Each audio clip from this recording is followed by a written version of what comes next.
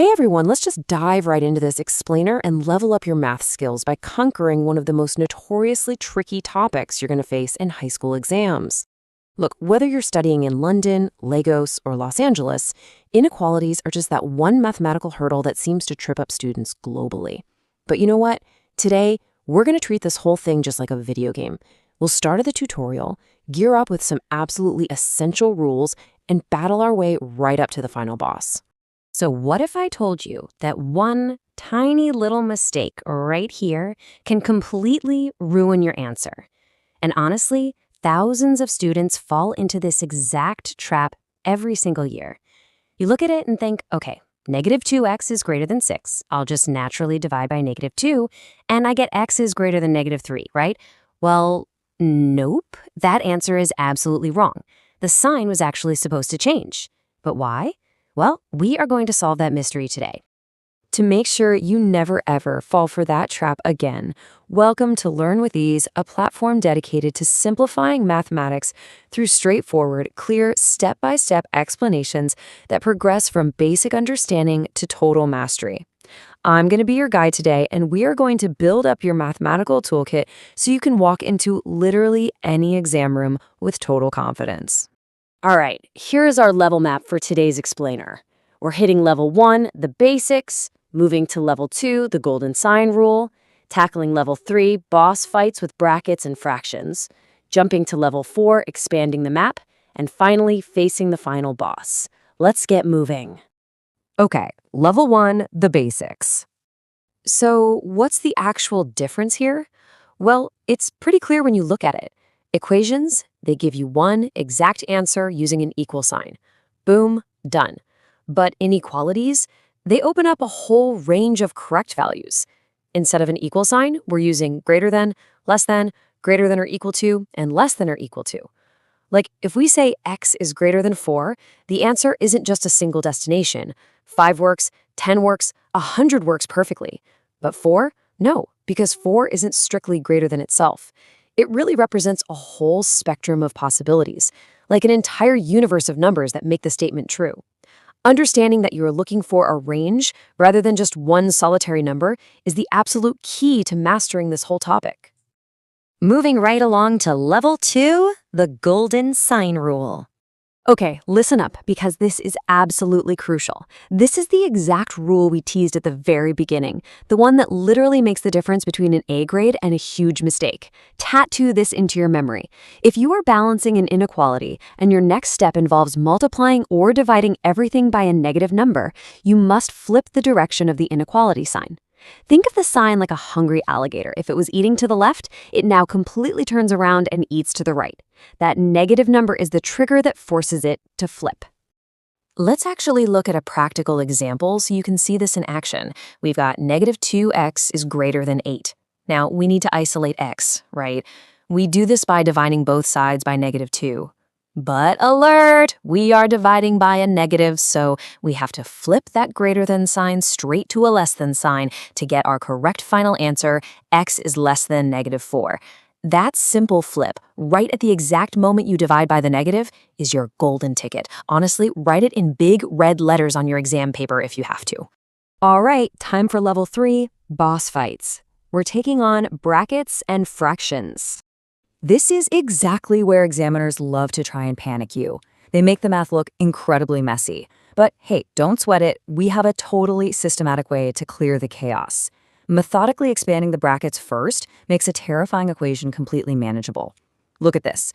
3 times the bracket x minus 2 plus 4 is less than or equal to 2x plus 7. Deep breath. Step 1, expand. 3 times x is 3x. 3 times negative 2 is negative 6. Then we combine our numbers on the left, giving us negative 2. Next, we just move variables to one side by subtracting 2x from 3x and move our numbers to the other by adding 2 to 7. And suddenly, the smoke clears to leave x is less than or equal to 9. Easy, right? Now, what about fractions? When you're tackling these high-level fractional inequalities, finding the lowest common multiple, the absolute smallest number that both of your denominators perfectly divide into, is your magic weapon. Here, our denominators are 4 and 2, so our magic number is 4. We just multiply everything by 4 to completely shatter those fractions. But watch what happens when we simplify. 2x minus 1 is greater than or equal to 2x plus 6. If we subtract 2x from both sides, our x terms just cancel out entirely. We're left with negative 1 is greater than or equal to 6. Wait, is negative 1 bigger than 6? No way. That is entirely false.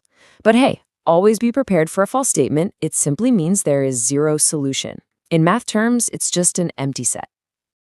Let's keep going. Level 4, expanding the map with compounds and number lines. You know, number lines are absolutely critical for exams. They represent these values visually, allowing examiners to easily give us those full marks. If x is strictly greater than 3, we place an open circle right on the 3. That open circle is basically math speak for we start right after 3, but we don't include the number itself. Then we visually shade everything over to the right.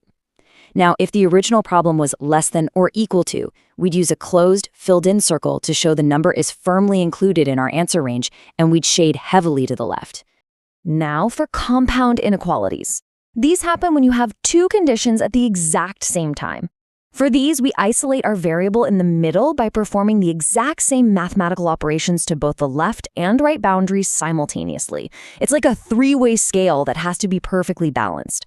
We want x all alone in the middle. So first, we subtract 1 everywhere. The left side drops to -4, the right side drops to 8.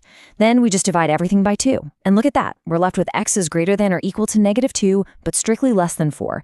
It's just a beautifully organized way to trap x right where we want it. And here we are, level 5, the final boss and outro.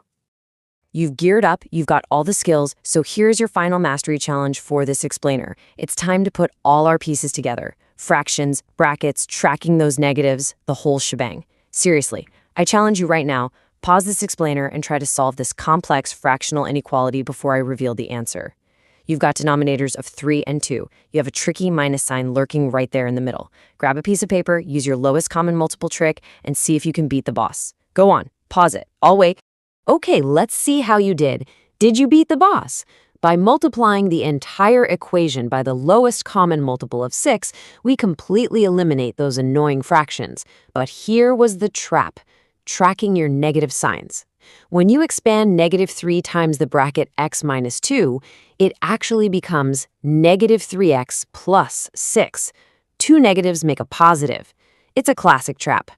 Once you navigate that specific hurdle, the massive equation just melts down beautifully to x plus 8 is greater than 6, which leaves us, after subtracting 8, with a simple x is greater than -2. If you got that, you are officially a master. Incredible job leveling up your math skills today. Seriously. We've conquered everything from the absolute basics to the golden rule and defeated the final fractional boss. You now understand the hidden rules that confuse thousands of students in exams worldwide. Please remember to like, comment, share, subscribe, and follow Learn with Ease for way more clear, step-by-step content just like this. Keep practicing and stay curious. Oh, and before you go, now that you've mastered linear inequalities, do you think you have what it takes to defeat quadratic inequalities? See you in the next explainer.